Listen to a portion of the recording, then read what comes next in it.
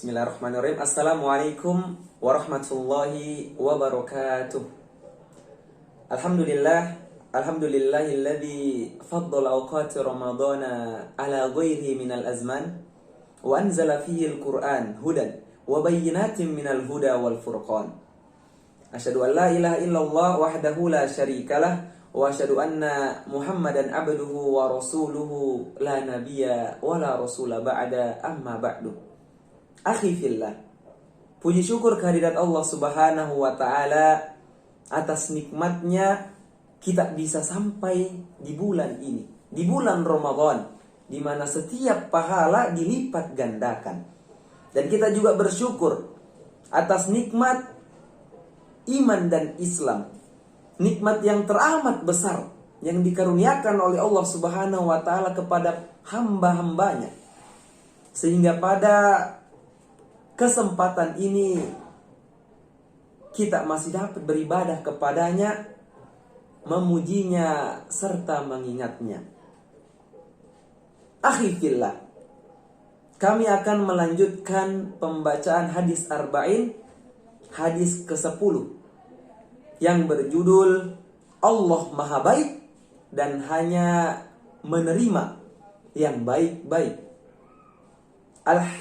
Hadithul ashir An Abi Hurairah radhiyallahu anhu qala Rasulullah sallallahu alaihi wasallam, Inna Allah thayyibun la yaqbalu illa thayyiba wa inna Allah amara al-mu'minin bima amara bihil mursalin faqala ya ayyuhar rusulu kulu minat thayyibati wa'malu shalihan. Wa qala ta'ala ya ayyuhalladzina amanu kulu minat thayyibati ma razaqnakum.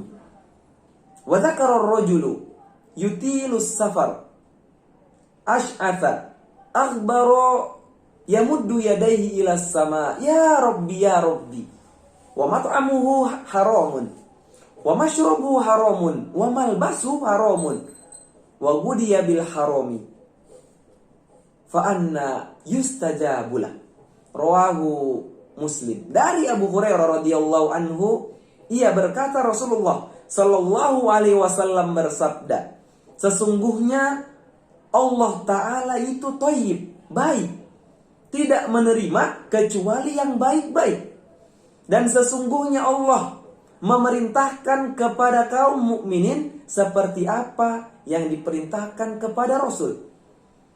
Dan Allah berfirman, wahai para Rasul, makanlah yang baik-baik dan kerjakanlah amal soleh. Dan Allah Ta'ala berfirman, wahai orang-orang yang beriman, makanlah dari rezeki yang baik yang kami berikan kepadamu.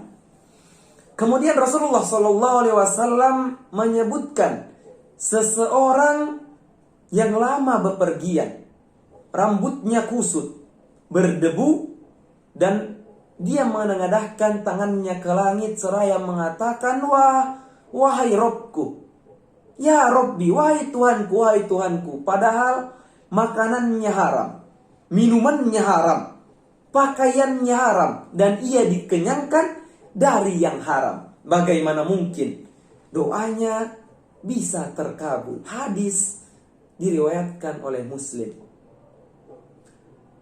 Kita bisa mengambil pelajaran dari hadis ini bahwa pengaruh makanan halal dan amal soleh terhadap doa. Ada sahabat, jika kita melihat sejarah, Sa'ad bin Waqqas, seseorang yang mempunyai kemuliaan yang mana setiap dia berdoa senantiasa diijabah, dikabulkan oleh Allah Subhanahu wa ta'ala.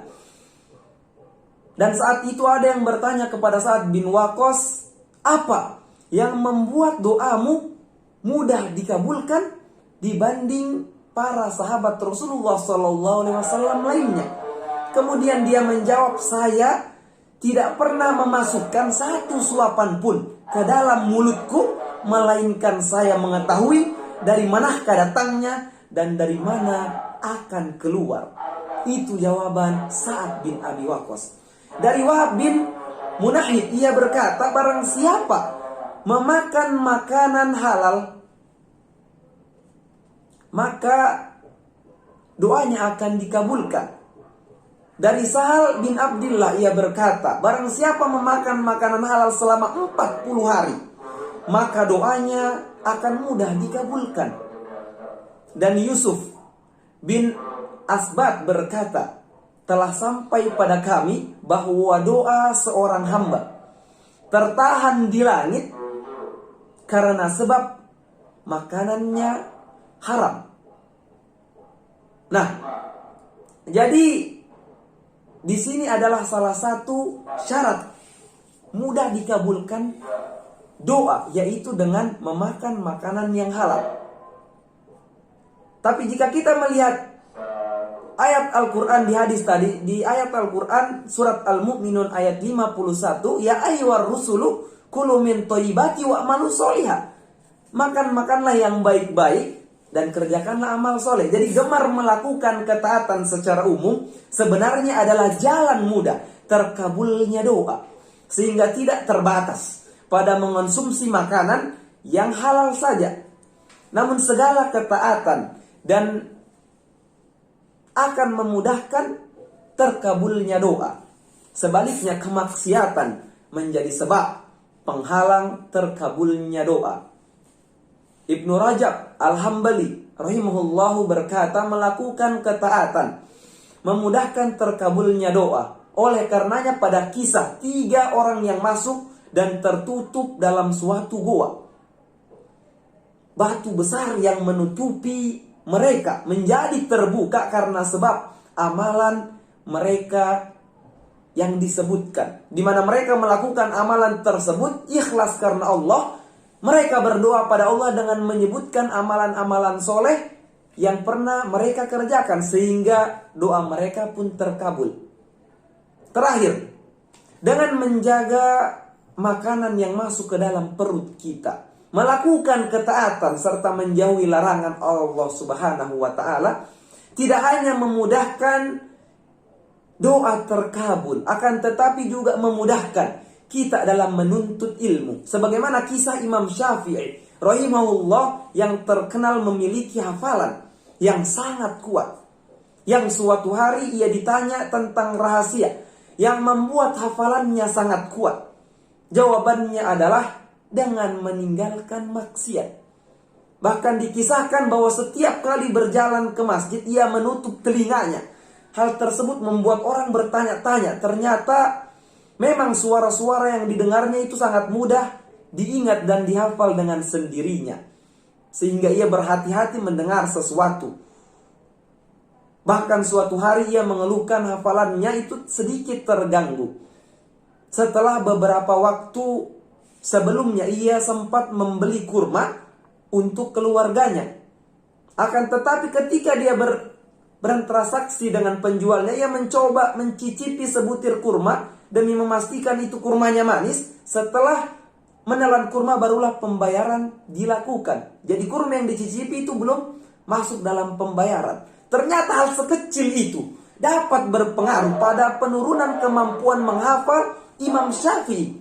Sehingga dalam syair yang terkenal dikatakan, syakautu ila waqi'in su'ahifzi. Imam Syafi'i mengadukan kepada gurunya Waqi' hafalannya yang buruk. Kemudian gurunya menasihati, fa arsyadani ila tarkil ma'asi. Dia berpesan supaya meninggalkan maksiat. Fa innal ilma nurun. Sesungguhnya ilmu itu cahaya. Wa nurullahi la yuqta lil 'asi. Dan cahaya Allah bukan untuk pelaku maksiat. Jadi hikmah, pelajaran besar yang bisa kita ambil adalah makanan-makanan yang kita konsumsi harus kita jaga. Harus yang halal dan tidak ada syubhat. Dan amal soleh juga sangat berpengaruh kepada doa-doa yang kita panjatkan serta amalan-amalan pembelajaran kita dalam meniti kehidupan ini. Sekian dari kami. Bila ada kesalahan mohon dimaafkan. Hadanallahu wa iyyakum ajmain. Tsumma assalamu alaikum warahmatullahi wabarakatuh.